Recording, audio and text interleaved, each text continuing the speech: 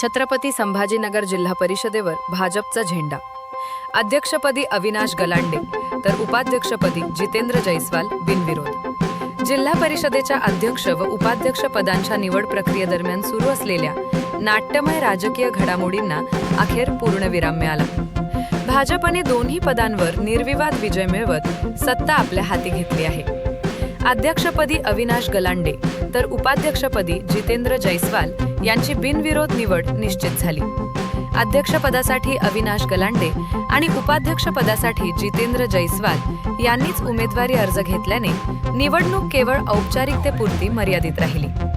अर्ज सादर करण्याची मुदत संपल्यानंतर इतर कोणत्याही उमेदवाराने अर्ज न भरल्याने दोन्ही पदांवरील निवड बिनविरोध झाली। या प्रक्रियेदरम्यान दोन्ही शिवसेना गटांनी मतदानावर बहिष्कार टाकला। त्यामुळे चुरशीची अपेक्षा असलेली ही निवडणूक एकतर्फी ठरली। मागील काही दिवसांपासून सुरू असलेल्या राजकीय हालचाली, सदस्यांची हालचाल आणि युती संदर्भातील चर्चांमुळे वातावरण तापले होते। मात्र अखेर भाजपने रणनीती यशस्वी करत सत्ता मिळवली। Bureau report Mahesh Jagdale, TV 24 news, Vaijapur.